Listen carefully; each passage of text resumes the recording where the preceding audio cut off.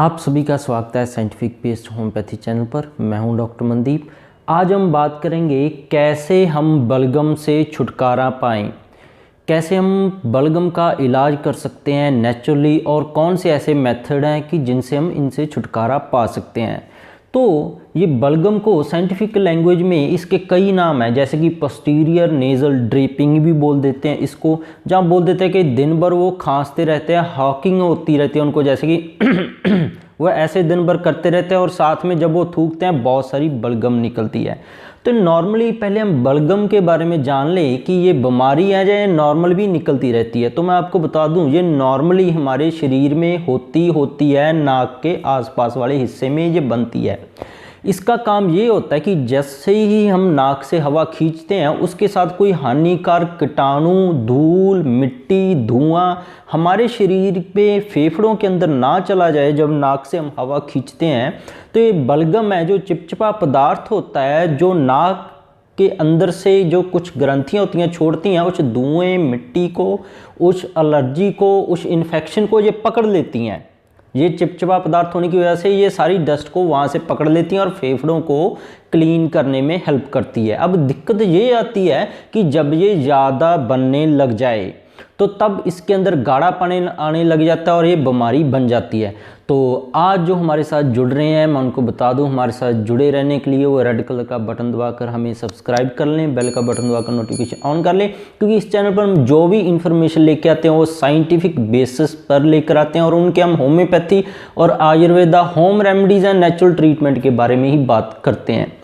तो इससे पहले हम इसका इलाज शुरू करें, आपको पहले बलगम ज़्यादा आने के कारणों के बारे में जानना होगा। बिना कारणों के बारे में जाने इसको आप ठीक नहीं कर सकते। चाहे आप ENT स्पेशलिस्ट के पास चले जाएं, चाहे आप होम्योपैथी के पास चले जाएं डॉक्टर से, चाहे आप आयुर्वेदा के साथ, जहाँ कोई और नेचुरल ट्रीटमेंट है वहाँ पर चले जाएँ, या घर पर कुछ आप होम रेमेडीज़ ट्राई कर रहे हैं तो वो काफ़ी फ़ायदेमंद साबित नहीं होती हैं।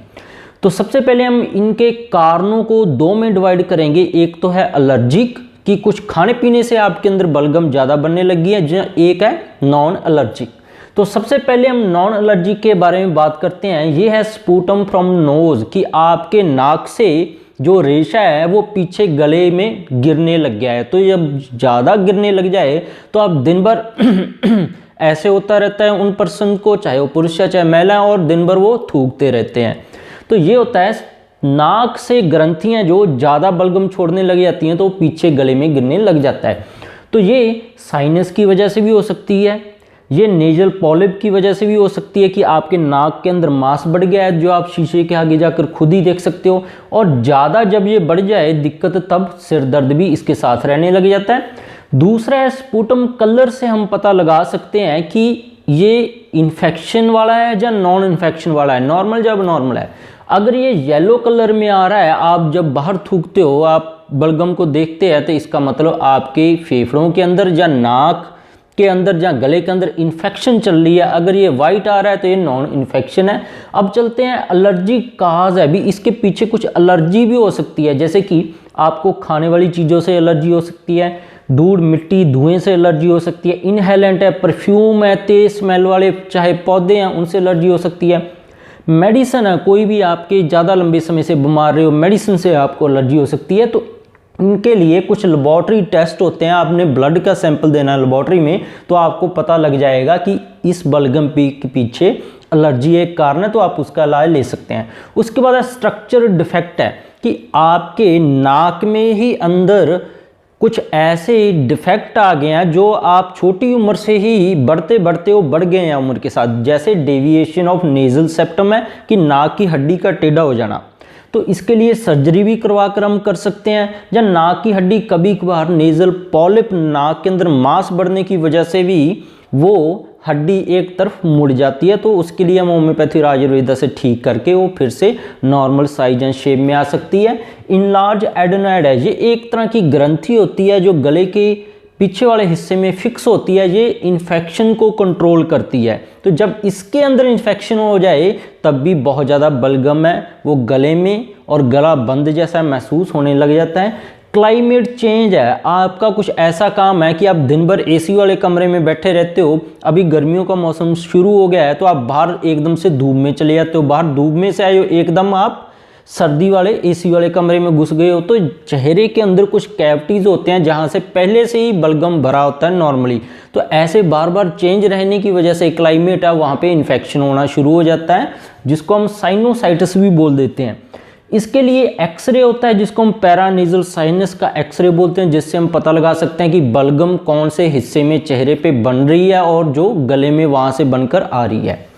अब इसके बिना कुछ फेफड़ों की और दिल की बीमारियों से भी बलगम बन सकती है। जैसे बड़ी उम्र के जो लोग हैं, महिलाएं या पुरुष, उनको COPD हो गया, क्रॉनिक ऑब्स्ट्रक्टिव पल्मोनरी डिजीज़ हो गई है, या जिनके हार्ट की इनलार्जमेंट हो गई है, वेंट्रिकुलर हाइपरट्रॉफी है, वाल्व रिगर्जिटेशन है, ऐसी हार्ट की बीमारियां, उनको भी जो बलगम आना बंद नहीं होती, तो उनका इस बीमारियों का इलाज करना पड़ता है। फिर चाहे ये कुछ मर्जी कर ले, वो ठीक नहीं होते हैं। इसके बिना कुछ और भी है, जैसे कि इम्यूनिटी लो हो जाए, वो हम डिस्कस कर लेते हैं। इम्यूनिटी लो होने की वजह से भी ये सब कुछ हो सकता है। तो ये मेन है, आपको बड़े लोगों के अंदर ये फेफड़ों में और दिल की बीमारियों में बलगम आना बंद नहीं होता है। तो आपको मुझे लगता है कारण समझ आ गया होगा, चाहे कोई छोटा बच्चा है चाहे वो बड़ा है, कि उसके बलगम क्यों बन रही है, बार बार क्यों थूक के साथ इतनी बारी गाढ़ी बलगम आ रही है, तो उसका इलाज कैसे करना है। कारण के बाद अपन चलते हैं इलाज पे।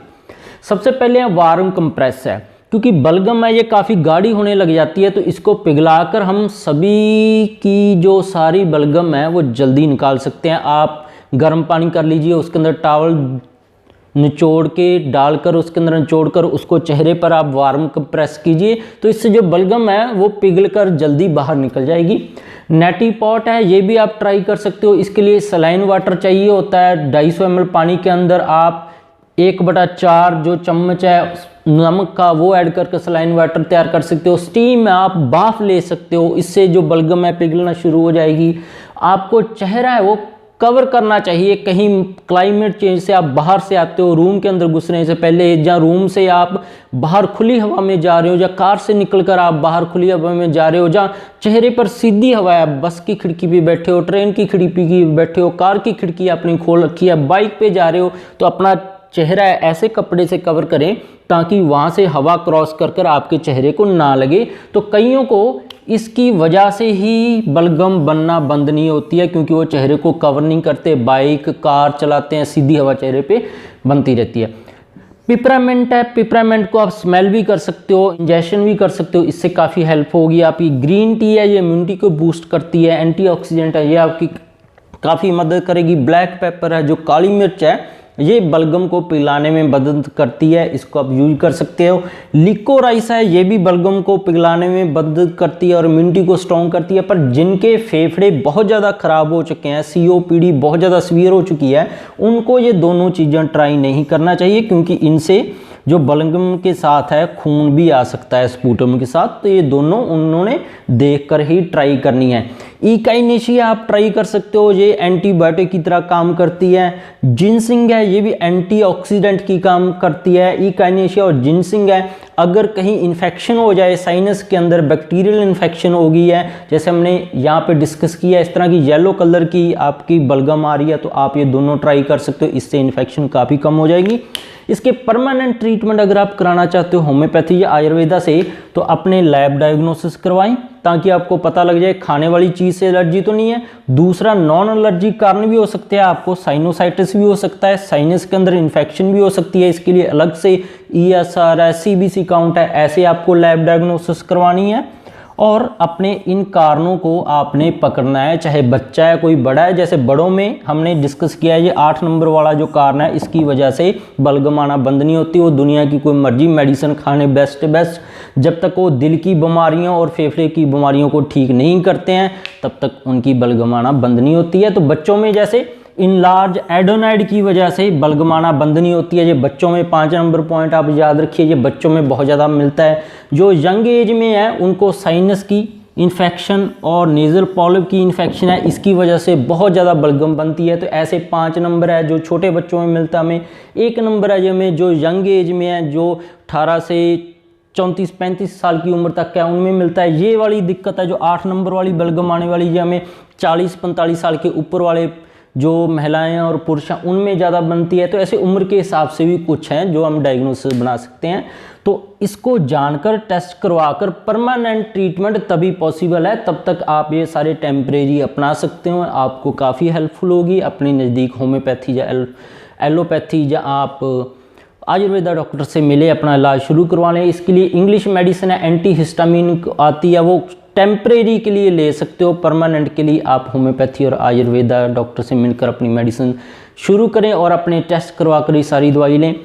ऐसी वीडियोस आपको अगर अच्छी लगती है तो हमारे चैनल पर और भी है, वो सारी आप देख सकते हैं। अगर आप हमारे साथ जुड़ना चाहते हैं तो नीचे रेड कलर का जो बटन दिख रहा है आपको सब्सक्राइब का, उसको दबाकर हमारे साथ जुड़ सकते हैं। साथ में जो बेल का बटन है उसको दबाकर हमारी वीडियो की नोटिफिकेशन ऑन कर सकते हैं, ताकि आप तक हर रोज़ हमारी वीडियो पहुंचती रहे। अगर ऐसा भी आपके पास कोई पेशेंट है, आपके आसपास में है, तो आप उनको, मैं चाहता हूँ कि ये वीडियो ज़रूर व्हाट्सएप या फेसबुक के थ्रू, मैसेंजर के थ्रू या सोशल मीडिया के थ्रू अपने दोस्तों तक ज़रूर पहुँचाएँ, ताकि वो अपना इलाज परमानेंट कर सकें।